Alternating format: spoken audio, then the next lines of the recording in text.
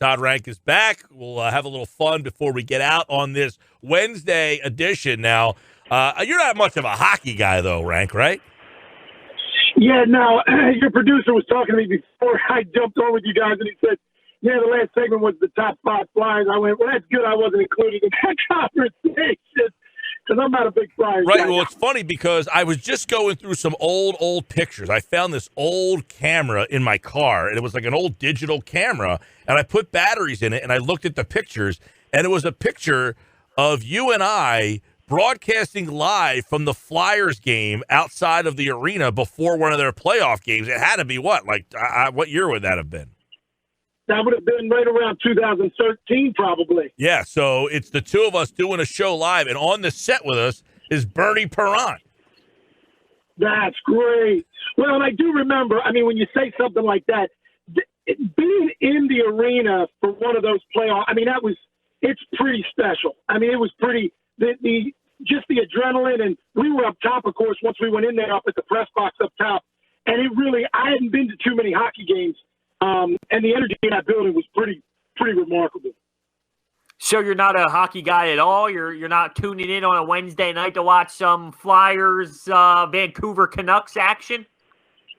Not so much. I mean, I get being at the arena, right? When you're there, I think it's a different game than to watch it from home, especially more so than even other sports. But it just never grabbed on for me.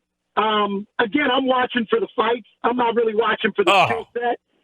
You know what I'm wow. saying? And now Billy Schweim is out there listening and saying, see, I told you, people want to see the fights.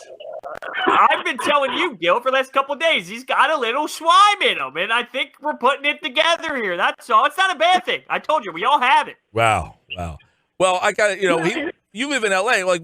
Let's do the pecking order of where the Kings rank on the pantheon of teams in L.A. Oh, geez. Well, I mean, again, if you ask a Kings fan out here, they go nuts. But if I'm being unbiased, I mean, you got 2 teams for the city. So I would go, Dodgers. No, wait. Not only do you have 2 teams, you also have college teams like USC and UCLA that hold some weight out there. Of course. So that's the hard part is, I mean, I would put USC football ahead of the LA Kings. I don't know that right now I would put UCLA football ahead of the Kings. But, yeah, USC would be, the Lakers would be, the Clippers would be, the Dodgers. I mean, the Angels are a little distant because they're down in Anaheim. But with Mike Trout on that team, I would still put them ahead of the Kings. The only team that I wouldn't put ahead of the Kings is the Anaheim Ducks, probably. Well, I was going to say, don't leave out the San Jose Sharks. Well, right. Then you got to say, and to be honest with you, I mean, I think Anaheim, if I'm not mistaken, has had a better team over the last decade than the Kings have. Well, the Kings won a couple of. Wait, the Kings won they won the Cup when? Not too long ago. 2012, maybe. But didn't the Ducks win it more recent than that, or no? I don't know. No. The Kings won the Cup in 2011, 2012, and 2013 and 24. So they won it twice, the 2011-2012 season and the 2013-2014 season. So they have recently won 2 Stanley Cups out there. The funny part is I don't think you were living there, Dor, when they won. No, right. I was over there with you, and I was just coming back when they won that second one. But again, I mean, think about that. They won 2 Stanley Cups in the last 10 years, and there's no talk about them. I mean, there's just no talk about them. They get nothing. They're getting no radio talk. I mean, at all. I can't and then you put the Ducks in the mix. By the way, the Ducks won in 06-07. I don't even remember them winning a cup at all. Wow, shame on you. Maybe they were in the were they in the finals and they lost? I just feel they won.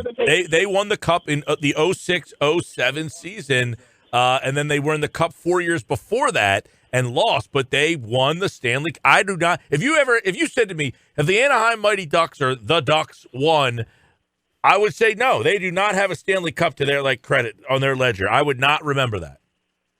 It's funny because I do recall them winning But man, I thought it was a lot sooner than back in 07, 08. Now, what kind of fanfare did they have for that cup? I mean, look, LA is a big city, right? It's a fair weather fan city. If they're in the finals, that stadium's going to fill up. So when it's Ducks time, people are getting the paraphernalia. They're going to the game. Not as diehard. When you talk about Lakers fans, people bleed the purple and gold, right? If you talk about the Dodgers, they bleed the Dodgers. So, but more with hockey, I feel like the city will grab onto them if they make a good run. But otherwise, it's just too far down the totem pole. There's just too many other things going on. And by the way, you can also, well, at least not right now during the virus, the beach, there's just too many other things that keep people occupied over here that they're just not as locked in with some of those sports. All right, so one of the things that we're in the show, and, I know you're a big Jordan guy with The Last Dance and everything we've been talking about, whose legacy was affected the most because of Jordan and the Bulls? That's a great question. I would lean. I mean, you got like Barkley, you got Karl Malone and Stockton, you got hey, Clyde Drexler and those Portland teams. Can you imagine if Portland had beaten them the 2 times? Then Drexler would have had 2. I mean, there's so many. We had a guy on earlier. He said Patrick Ewing, those Knicks teams that couldn't get past the Bulls, Pistons teams that the Bulls knocked out that maybe could have won a 3-peat. Well, I agree with that. And also, when you think about when Jordan left in the middle, the Rockets won 2 of those, right in the middle. So that gave them their 2 wins because Jordan wasn't in the league. As I look at it, the first name that came to my mind was Barkley. Maybe it's just because of just the most recent Last Dance. But let's be honest with ourselves. They win that championship that year in the finals because the Bulls without Jordan may not even be in those finals. And that Phoenix Suns team that year was they were a great team. So I think he definitely has a championship if Jordan isn't playing in that timeline. But I mean, you think about Karl Malone and, who else? You think about the Sonics, Gary Payton. Yeah. I mean, some of these guys, those would be some of the ones that come to my mind first. John Stockton and that Malone combination just can't get over the hump. So there's a lot of teams and a lot of guys, and even with Barkley talking the other day, I think he made reference to that where, he said, look, if I'm going to lose, and it's going to be to Jordan, and if I'm in that era, I'm in that era, just like football with Tom Brady kind of, right? There's only so many chances you're going to get, but he's going to bite you most of the time. So, there's a blessing and a curse to being in that same timeline with Jordan because I think we're going to look back on it and say that was probably the greatest basketball time. Again, kids who are born now are going to disagree, but I think if you can look at the full spectrum of it all, I think you would say, and as we're watching this Last Dance, you can clearly see it was a different game. I mean, I text you all the time, Gill, with how many of these games they keep showing the final scores, and I've seen maybe one game that's over 100 points.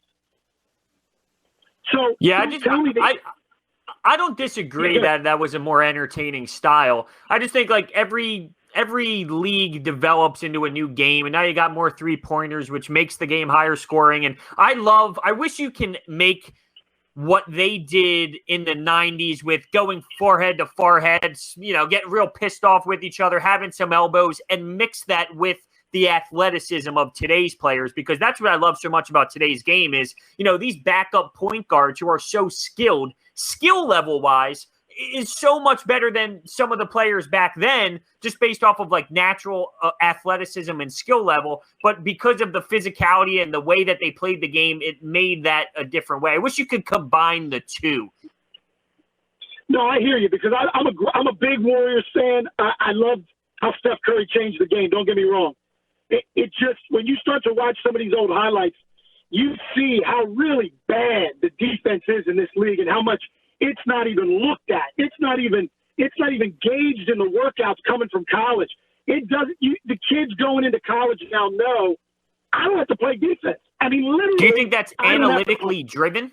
Because analytics tell you more possessions equal better game, better shooting, more possessions, more points. So it's more like, let's just worry about getting shots up. So now analytics could actually be hurting basketball. Well, I wonder though, Hunter, because when you looked at the Warriors team that won, all that anybody ever looked at was how great their offense was, how many three-pointers they were making. But people don't realize they were a top 3 defense every year that they were winning. I looked at the Clippers this year. The way that they play defense when they choose to play, they can shut a team under 90 points, under 80 points. I mean, so it seems like the cream still rises to the top. That is a top defensive team in the league. But for whatever reason, a lot of these teams and just the culture of the league is we're going to outscore you. You're going to score 128. And it is a different brand of basketball. People like the offense. But when I watch some of these defensive battles and some of these highlights, I do miss that because there was such a grind to it. There was such a, okay, now you got to you got to come through our team and try to score. And I mean, that Bulls team, what was it, Gill, the last game against the Jazz, they held them, or that one game they won like 96-56. I mean, they didn't even let them score 60 points in the game. It was unbelievable. And there was talk to that. I mean, I don't think it made the game boring. I think it just became, can this team score on the Bulls right now? They're so unbelievable defensively. Yeah, there was a lot of mental anguish watching some of those games. Like, it was just like this, screeching halt. And it was like, we were doing the show like a month or so ago. And after the show was over, we sat down, we were watching the Knicks-Pacers game. And, of course, with me, and I'm pointing out to him, I'm like, look at the paint. There's like 8 guys in the paint right now. You don't see anybody in the paint on the offensive side of the ball right now because everybody shoots threes. And, I get kind of bored sometimes and tired of watching just like a 3-point competition. Whatever team makes more threes typically wins the game. And I just like, that's just I don't know. It's like I'm a National League guy against an American League guy. Why? Because I like the strategy involved in the National League game, and I feel like basketball now has just become, I'm going to outshoot. There's no strategy involved with the different defense and all that stuff. But hey, it was a different time, and I'll tell you what. One thing's for sure. If they get this season back going, there's some talk that Kevin Durant could come back, and that would be a game changer for this season. That would be interesting. Now, the only thing is, though, where is Brooklyn in the scheme of things? Well, they're what? They're like the Sixers. No, the Sixers are 6. I would say Brooklyn's about the 8. So they're right on the cusp. No, they would be in. No, they would. Seventh seed right now. They are and not only are they the 7, I think they're firmly ahead of the 9. So I don't think they would drop out. So they would defend it. So can you imagine? If you're the Toronto Raptors as the 2 and you got to face the Brooklyn Nets and then Durant's back? Ooh. Well, and again, there's no home court advantage, really. So you're not getting that. Take that out of the equation. Right. And if you get Durant comes back fresh, now, is he rusty? Maybe. But he's fresh and he's ready to go. I mean, that guy, look, we watched him with Golden State. The guy's unbelievable. Anybody who wants to badmouth on Durant for whatever other reasons, you didn't want him to play for the Warriors, whatever other reasons, fine. That guy, when he was in this league and playing healthy, he was the best player in the league before he got injured. I mean, he was the best player in the league. I'd like to get into that one day, by the way. Not lie, but still, I'm just telling you, I love what he brings. If he gets in there. No. I'm talking about your hypocrisy that you ripped LeBron for choosing to go to the Heat, and then you praise that Durant was my favorite player in the league, and I cannot condone that decision that he made, and yet you support it after you ripped LeBron for doing the same thing. And here's my reasoning for it. As I told you, LeBron had different reasons for why they left. LeBron left and went and created his team and went down with his best friend. Durant, he wanted to get out of his place. It was dysfunctional and corrupt, and he just wanted to go where he could just play basketball, and he went to a system. I'm going to have to disagree on that. He loved that. Anybody, this is my question, though. You ask anybody in the league when they were watching those Warriors, every player in the league wanted to go play for that situation, wanted to play for that system. It doesn't make it right. You can say, what if LeBron went from Cleveland and then went to Golden State? If the reasoning is because of the system, I'm telling you, there's a different reason behind it. I guess the reason he goes isn't for fame, it isn't for fortune, I want to go and I want to be with a system where I like how I can fit into the game. And I think literally, LeBron probably did the same thing, though. In Miami, he thinks he could fit that system perfectly. Well, yeah, but I feel go ahead. it was hard to tell because that team wasn't together. They handpicked it, you know. That would be my only issue. Hey, look, I don't support LeBron, and I certainly don't support Durant. I'm an equal ripper in that situation. I think they both of them took the weak sauce to get out of the situations. They should have stayed where they were. And you say, I'm Kevin Durant. You come play with me. You don't say, I'm going to come play with you because I can't beat you. That was weak sauce, and you know it. No, but look, we're talking as strictly a fan looking at basketball. These guys have lives. They live in cities. They don't want to be there. There's culture problems. There's different. We can't go behind the scenes. So for that purpose, I mean, LeBron lived in Cleveland. He's from Cleveland. The only reason he left is because he wanted to go try and figure out how do I put together a team to win a championship. Durant isn't from Oklahoma City. He gave them a good 9 years. Nah. That simply didn't work with Westbrook.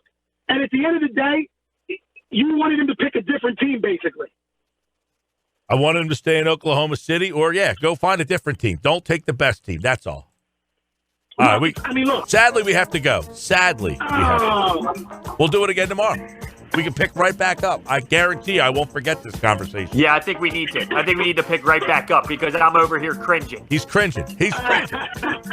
All right, man. Have a good one, fellas. That's Todd Ranck. Back tomorrow. Yeah, we battle over that all the time because I was a huge Durant fan, but I didn't respect him for that move. I hated it. Yeah, but you're on the same page on both scenarios. He said, OKC's dysfunctional. Well, Cleveland's dysfunctional. I mean, he was just making up which way he wanted it to go so KD fit well.